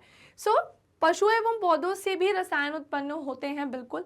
और इससे आत्मरक्षा की बात कर रहे हैं। सो मधुमक्खी का डंक एक अम्ल छोड़ता है जिसके कारण दर्द एवं जलन का अनुभव होता है। डंक मारे गए अंग में बेकिंग सोडा जैसे दुर्बल क्षारक के उपयोग से आराम मिलता है। मैम ये क्यों हुआ है? अरे भैया वो ऑलरेडी एक एसिड को प्रोड्यूस कर रहा है, छोड़ रहा है बेसिकली, अब उसको हमें न्यूट्रल करना है तो वहां पर हमें एक बेस का यूज करना होगा। जैसे कि तुमको पता है कि एसिड और बेस, अम्ल और क्षार आपस में क्रिया करके क्या करते हैं, चीजों को न्यूट्रलाइज करते हैं, उदासीन कर देते हैं। सो नेटल के डंक वाले बाल मैथेनोइक अम्ल छोड़ देते हैं, जिनके कारण जलन वाले दर्द का क्या होता है बेटा, अनुभव होता है। ओके, प्रकृति उदासीनीकरण के विकल्प देती है। चलो भाई सुनो, नेटल एक शाकीय पादप होता है जो जंगलों में उपजात होता है, कुछ इस तरीके का होता है, इसमें ऐसे कांटे जैसे भी साइड साइड में लगे होते हैं। इसके पत्तों में डंक नुमा बाल होते हैं जो अगर गलती से छू जाए तो डंक जैसा दर्द होता है। इन बालों से मैथेनोइक अम्ल का स्राव होने के कारण ये दर्द होता है। पारंपरिक तौर पर इसका इलाज डंक वाले स्थान पर डॉग की पत्ती रगड़कर किया जा सकता है। ये पौधे अधिकतर नेटल के पास ही क्या होते हैं बेटा, पैदा होते हैं। ओके चलो भाई, अब बात आती है कि मैम किस में कौन सा एसिड पाया जाता है। वेरी इंपॉर्टेंट, तुम लिख कर ले लो, यहाँ से एक आध क्वेश्चन तो तुम्हें मिलेगा ही बोर्ड एग्जाम में, समझ रहे हो, क्योंकि हर बार होता ही है। मे बी तुमको वो अति लघुत्तरी में दे दें, लघुत्तरी में आ जाए कि बाकी सारी चीजों के साथ। तुमको क्या लग रहा है कि अगर लघुत्तरी दीर्घोत्तरी तो एक ही क्वेश्चन पूछते हैं, भाई साइंस का पेपर थोड़ा लेंदी होता है। अब तुम ये कहोगे मैम 75 मार्क्स का है, 75 मार्क्स में ही तुम रोने लगोगे लास्ट में, इतना लंबा पेपर होता है, क्योंकि एक ही क्वेश्चन में एक नहीं बल्कि 3 से 4 चीजें भी कई बार पूछ ली जाती है। तो मे भी तुमसे एक पूछ ले कि बताओ सिरके में कौन सा एसिड होता है, संतरे में कौन सा एसिड होता है, ऐसे भी क्वेश्चन पूछे जा सकते हैं। ओके तो सुनो सुनो सुनो, वेरी इंपॉर्टेंट, सिरके में होता है एसिडिक एसिड, संतरे में होता है सिट्रिक एसिड, इमली में होता है टार्टरिक एसिड, टमाटर में होता है ऑक्सैलिक एसिड। जिनको लग रहा है कि टमाटर तो भैया खट्टे होते हैं, इनमें भी कौन सा एसिड होगा, जो है सिट्रिक एसिड होगा, नहीं बेटा, इवन इमली में भी क्या होता है, टार्टरिक एसिड होता है।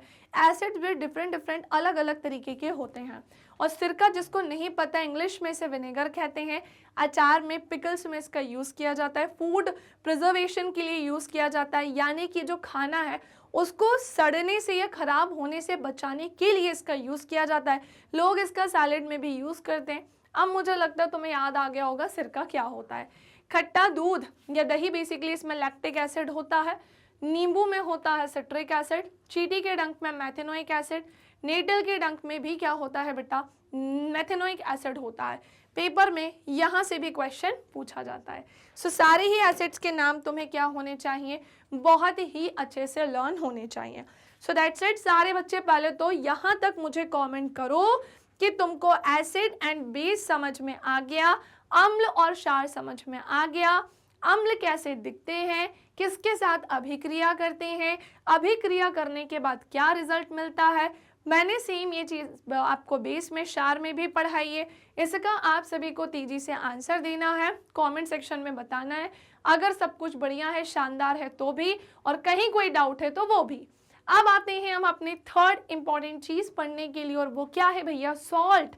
मैम ये सॉल्ट ही क्या होता है, चलो हम इसे जानते हैं। सॉल्ट से भी क्वेश्चन बनते हैं, निश्चित तौर पर बनते हैं, बिल्कुल आते हैं। तो लवण के संदर्भ में हम अधिक जानकारी देखने जा रहे हैं। बात ऐसी है, प्रबल अम्ल एवं प्रबल क्षारक के लवण के पीएच का मान 7 होता है, और ये कैसे होते हैं, उदासीन यानी कि न्यूट्रल होते हैं। जबकि प्रबल अम्ल एवं दुर्बल क्षारक के लवण के पीएच का मान 7 से कैसा होता है बेटा, कम होता है, और ये कैसे होते हैं, अम्लीय होते हैं। अब तुम सोचो कितना कुछ इसमें ऐड हो गया है, हुआ है कि नहीं भैया। तुमसे फर्स्ट लाइन में क्या बोला है कि जो स्ट्रॉन्ग एसिड और जो स्ट्रॉन्ग बेस होते हैं, इनको अगर मिला दें और इनके जो लवण होते हैं यानी कि सॉल्ट होते हैं ना, उसका पीएच मान जो है वो कैसा होता है, 7 यानी कि 7 होगा, जो कि कैसा होता है, न्यूट्रल उदासीन। अब भाई हमने तो पढ़ा है पीएच 0 से 14 के बीच होता है, और अगर पीएच 7 है तो फिर तो वो न्यूट्रल उदासीन होगा। और अगर वहीं स्ट्रॉन्ग एसिड और बेटा वीक बेस होगा तो इसके लवण के पीएच का मान 7 से कम होगा, और वहीं पर ये कैसे होंगे, अम्लीय होंगे, एसिडिक नेचर के होंगे। और अगर हम बोलें कि भैया प्रबल क्षारक और दुर्बल अम्ल के लवण की बात करें तो इसका पीएच 7 से ज़्यादा होगा, और ये कैसे होंगे, क्षारीय होंगे। ये पूरा पॉइंट यहाँ पर क्या है, बहुत ही ज़्यादा इंपॉर्टेंट है। चलो अब हम आते हैं साधारण नमक से रसायन पढ़ने के लिए, जिसके लिए मैं एक छोटू सी एक्टिविटी भी अभी तुमको करवाऊंगी। सो नमक से रसायन, साधारण नमक जिसे हम कॉमन सॉल्ट के नाम से जानते हैं, NaCl ये होता है। हाइड्रोक्लोरिक अम्ल एवं सोडियम हाइड्रोक्साइड के सॉल्यूशन की अभिक्रिया से उत्पन्न लवण को ही हम सोडियम क्लोराइड कहते हैं। आप इसे कॉमन सॉल्ट बोल दो, साधारण नमक बोल दो, या फिर आप इसे NaCl इसका केमिकल फार्मूला बोल दो, या फिर आप इसे सोडियम क्लोराइड बोल दो। सब एक ही बात है, एक ही चीज़ है, ठीक है ना, सब एक ही बात है, एक ही चीज़ है। समुद्री जल में कई प्रकार के जो सॉल्ट है ना वो घुले हुए होते हैं। इन सॉल्ट्स में सोडियम क्लोराइड को क्या किया जाता है, पृथक किया जाता है। विश्व के कई भागों में भी ठोस लवण का निक्षेप होता है। बड़े आकार के क्रिस्टल प्रायः अपद्रव्यों के कारण भूरे रंग के होते हैं, जिन्हें बेसिकली क्या कहा जाता है, खनिज कहा जाता है, खनिज नमक कहा जाता है, मिनरल सॉल्ट कहा जाता है। ओके, अब नेक्स्ट आ जाओ। ये खनिज नमक तब बने जब युगों के व्यतीत होने के साथ समुद्र का कोई हिस्सा क्या हो गया, सूख गया, तब जाके हमें इसके बारे में पता चला, ठीक है। और खनिज नमक का खनन भी कोयले की तरह ही होता है, जिस तरह से कोयले का खनन किया जाता है। अब यहाँ एक छोटी सी एक्टिविटी हमें करनी है ना, एक्टिविटी बोल दो या कॉन्सेप्ट बोल दो, लेकिन तुम्हारे पेपर में यहाँ से भी क्वेश्चन बनता है। साधारण नमक रसायनों का कच्चा पदार्थ। अरे भाई, इस प्रकार प्राप्त साधारण नमक हमारे दैनिक उपयोग के कई पदार्थों जैसे sodium hydroxide, baking soda, washing soda, व्यंजक चूर्ण आदि के लिए एक महत्वपूर्ण कच्चा पदार्थ है। किस प्रकार, तो उसके लिए आपको ये छोटी सी कहानी को यहाँ पर क्या करना होगा, पढ़ना होगा, समझना होगा। जहां पर हम एक सॉल्यूशन देख रहे हैं, नमक का घोल है आपके पास, और नमक के घोल यानी कि अगर हम बात करते हैं NaCl की, सो नमक के घोल से कैसे यहाँ पर क्लोरीन गैस और हाइड्रोजन गैस प्रोड्यूस हो रही है, क्या यहाँ पर हो रहा है, चलो इसके बारे में जानते हैं। चलो इसके बारे में, तो क्या होता है ना बेटा, देखो अभी आपको मैंने ये तो समझा ही दिया बेसिकली यहाँ हो क्या रहा है। सो सोडियम क्लोराइड जिसे हम क्या बोलते हैं NaCl, इसके जलीय विलयन जो कि लवण जल है, सो इससे अगर हम क्या करते हैं इलेक्ट्रिसिटी फ्लो कराते हैं, इसमें इलेक्ट्रिसिटी को फ्लो कराया जाता है यानी कि विद्युत का प्रवाह कराया जाता है। सो ऐसा करने पर सोडियम हाइड्रोक्साइड जो है वो यहाँ पर प्रोड्यूस होता है, उत्पन्न होता है। अब आप कहोगे मैम कैसे प्रोड्यूस होता है, तो भैया यही है पूरी प्रोसेस, और इस प्रोसेस को ही हम क्लोर क्षार अभिक्रिया के नाम से जानते हैं।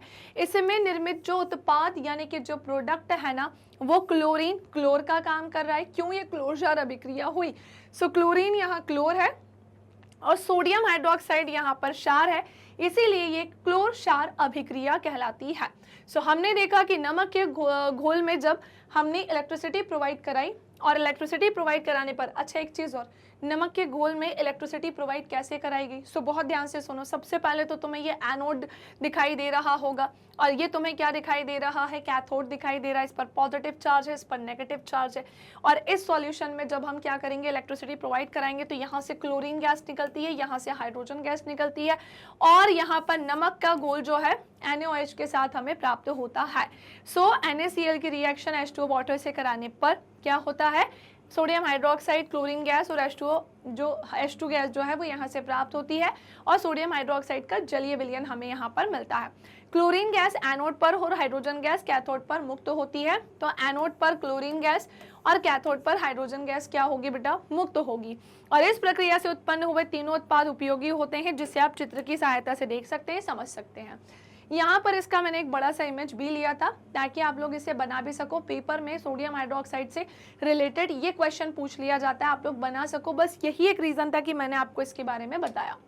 नेक्स्ट आते हैं अब हम अगली कहानी पढ़ने के लिए, और वो क्या है भैया, विरंजक चूर्ण। बेटा सॉल्ट में इन सभी क्वेश्चन से, इन सभी जगह से क्वेश्चन बनता है, जैसे कि विरंजक चूर्ण।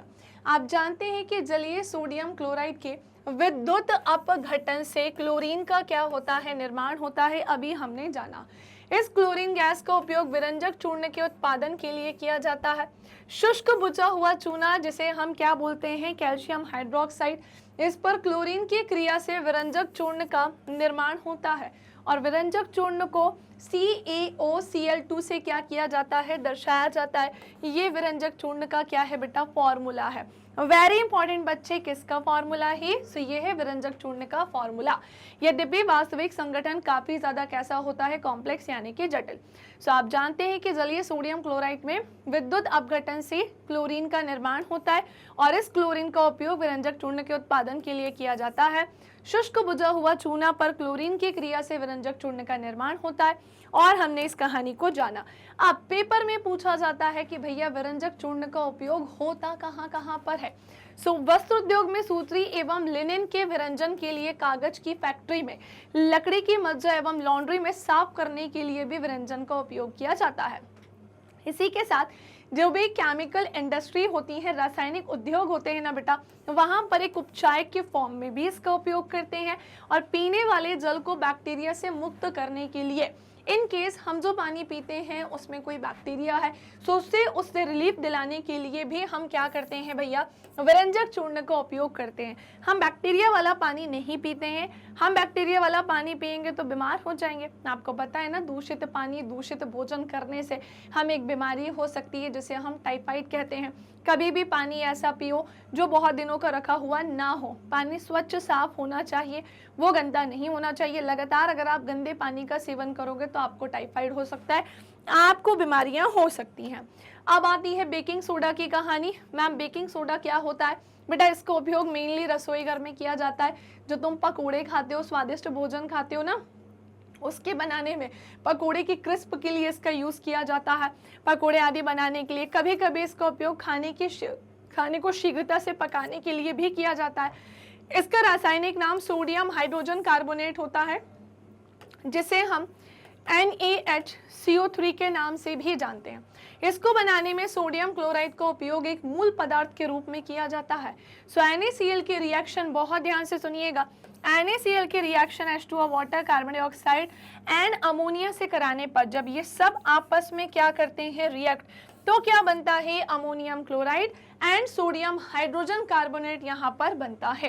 इन सभी की इक्वेशंस तक तुम्हें रटनी है, याद करनी है, बहुत अच्छे से समझनी है और सारी ही इक्वेशन हमारी बैलेंस्ड होनी चाहिए, इस बात का भी ध्यान रखना। जैसे सोडियम एक एटम के साथ है तो बेटा सोडियम यहाँ पर भी हमारा एक ही एटम के साथ है। ऐसे ही हमारा क्लोरीन L ऐसे बनाना, क्योंकि Cl हमेशा ऐसा होता है, ये कभी भी ऐसा नहीं हो सकता, इस बात का ध्यान रखना। सो Cl हमारा कितने एटम के साथ है, एक। सो क्लोरीन हमारा यहाँ पर भी कितने एटम के साथ है बेटा, एक। हाइड्रोजन गैस जो है ये हमारी कितने एटम के साथ है, दो। और हाइड्रोजन गैस यहाँ पर भी ये हमारी कितने एटम के साथ है, सो हाइड्रोजन गैस, अच्छा एक सेकेंड, दो ये हो जाएगा, तीन ये, टोटल 5 हो जाएंगे। सो हमने देखा कि 4 यहाँ, एक यहाँ, तो ये भी कितना है, 5 है। ऑक्सीजन 1 2 3, तो ये ऑक्सीजन 3 हो गया। कार्बन हमारा 1 है, सो कार्बन हमारा 1 हो गया। नाइट्रोजन हमारा 1 है, सो नाइट्रोजन हमारा 1 हो गया। LHS RHS बच्चे हमारा पूरे तरीके से क्या है, तो ये बैलेंस्ड है। क्या आपने सोडियम हाइड्रोजन कार्बोनेट के pH के मान की जांच की थी? क्या ये सह संबंध स्थापित करते हैं कि क्यों इसका उपयोग एक अम्ल को न्यूट्रलाइज करने के लिए किया जाता है? ये एक दुर्बल और संक्षारक क्षारीय लवण है और खाना पकाते समय इसे गर्म करने पर कुछ ऐसी रिएक्शन होती है। अगर हम खाना बनाते समय इसे गर्म करते हैं तो जो सोडियम हाइड्रोजन कार्बोनेट है, इसे हीट या ऊष्मा प्रवाहित करने पर सोडियम कार्बोनेट बनेगा। H2O water and carbon dioxide gas यहाँ पर प्रोड्यूस होगी। सोडियम हाइड्रोजन कार्बोनेट का उपयोग हम घरों में अनेक प्रकारों में कर सकते हैं। अब सुनो, बेकिंग सोडा का उपयोग मेनली कहाँ कहाँ यूज करेंगे भैया? बेकिंग पाउडर को बनाने में, जो कि बेकिंग सोडा एवं टार्टरिक अम्ल जैसे एक मंद खाद्य अम्ल का मिश्रण है। पेपर में पूछा जाता है कि जो बेकिंग सोडा है इसको बनाने के लिए किस किस का प्रयोग किया जाता है, कौन कौन इसकी सहायता करते हैं। तो दो इंपॉर्टेंट चीजें, एक तो होगा बेकिंग सोडा और दूसरा क्या हो जाएगा, टार्टरिक एसिड। जैसे मंद खाद्य अम्ल का मिश्रण ही क्या बनाता है, बेकिंग पाउडर बनाता है। जब बेकिंग पाउडर को गर्म किया जाता है तो इसमें पानी मिलाया जाता है, तो कुछ ऐसी अभिक्रिया होती है, क्या मिलाएंगे, पानी। तो फिर इसमें क्या होगी, कुछ ऐसी अभिक्रिया होगी, है ना, किसी अम्ल में कार्बन डाइऑक्साइड, H2O वाटर और अम्ल का सोडियम लवण हमें यहाँ से क्या होगा बेटा, प्राप्त होगा।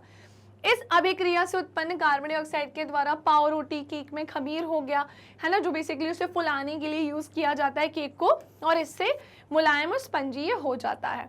सोडियम हाइड्रोजन कार्बोनेट भी एक एंटा एसिड के फॉर्म में काम किया जाता है। क्षारीय होने के कारण हमारे पेट में जो अम्ल है ना, उसकी अधिकता को न्यूट्रलाइज करने का ये काम करता है और इसका उपयोग सोडा अम्ल अग्निशामक में भी किया जाता है। क्लियर? इतनी सारी जगह पर इसका यूज होता है।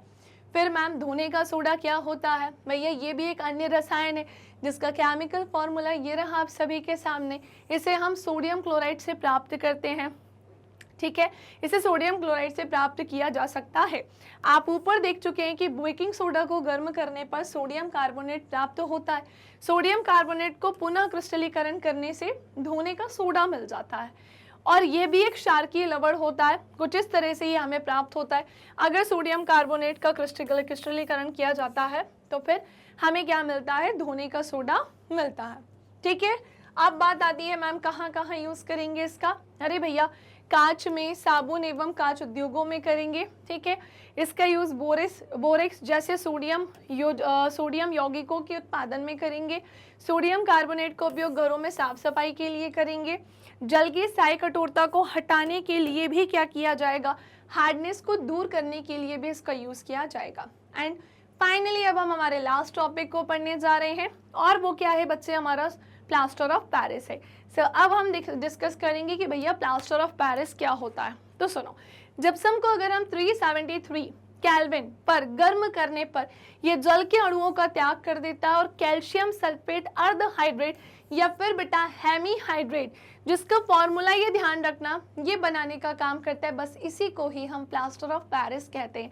ये जो फर्स्ट लाइन यहाँ पर लिखी है ये अति वाली महत्वपूर्ण है, समझ पा रहे हो, बहुत ज़्यादा महत्वपूर्ण है।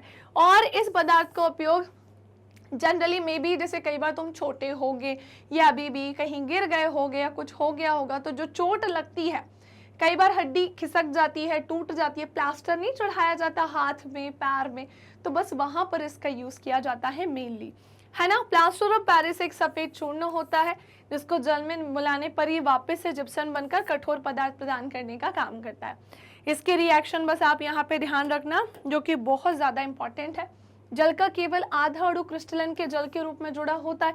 आप देखो यहाँ पूरा पानी नहीं है, यहाँ पर जल का केवल आधा ही अणु क्रिस्टलन के रूप में क्या हुआ है, जुड़ा हुआ है। ओके, जल का आधा अणु कैसे प्राप्त होता है? CaSO4 के 2 इकाई सूत्र जल के साथ एक अणु के साथ साझेदारी करते हैं। प्लास्टर ऑफ पेरिस का उपयोग खिलौना बनाने, सजावट का सामान बनाने, सतह को चिकना बनाने में भी क्या किया जाता है बेटा, किया जाता है। सो दैट्स इट, फाइनली हमारा ये सेक्शन भी होता है फिनिश। देखो भाई, सारी इंपॉर्टेंट चीज़ों को बच्चे मैंने सीक्वेंस में आपको बहुत ही अच्छे से क्या कर दिया है, एक्सप्लेन। और मैं उम्मीद करती हूँ कि जितना भी मैंने अभी अच्छे से पूरा एक्सप्लेन किया है वो सब तुम्हारे ब्रेन में स्टोर हो गया होगा, अच्छे से समझ में आ गया होगा। अब तुम्हें क्या करना है, सेशन को लाइक कर देना है, सेशन को शेयर कर देना है, और ऐसा कोई सेक्शन जहां तुम्हें लग रहा है कि वो चीज़ तुमसे नहीं बन रही है वो मुझसे पूछ लेना। ऐसी कोई चीज़ जो तुम्हें नहीं समझ में आ रही, कमेंट करो कि मैम एक बार ये बता दीजिए। दूसरी चीज़ की सारी चीज़ें समझ में आ जाए तो भी कमेंट करके बता देना कि यस मैम जितना आपने पढ़ाया वो सब हमें समझ में आ गया। एग्जाम टाइम में देखने वाला ये वीडियो है, पूरी कोशिश की है मैंने कि सारी चीज़ें तुम तक पहुंचा दूं, हर एक चीज़ बहुत स्मूथली तुम तक पहुंचाऊं, और वो मैंने किया है। सो भाई इसी बात पे शेयर करना है आप सभी को। बाकी आप मेरी लाइव प्लस रिकॉर्डेड क्लासेस हमारे यूट्यूब चैनल पे देख सकते हो, एप्लीकेशन के थ्रू भी आप जुड़ के मेरे सेशंस अटेंड कर सकते हैं, और वेबसाइट के थ्रू जुड़कर भी आप मेरी क्लासेस ले सकते हैं। ये है हमारे हिंदी इंग्लिश मीडियम के टॉप कोर्सेज, जहां हम CBSE board, Delhi board, Bihar board, MP board, Rajasthan board, Vedic maths, crash course, spoken English और ये सारी चीज़ें करवाते हैं कवर। सो मिलेंगे नेक्स्ट सेशन में आगे, और तब तक के लिए बाय बाय, ठीक है, थैंक यू क्लास।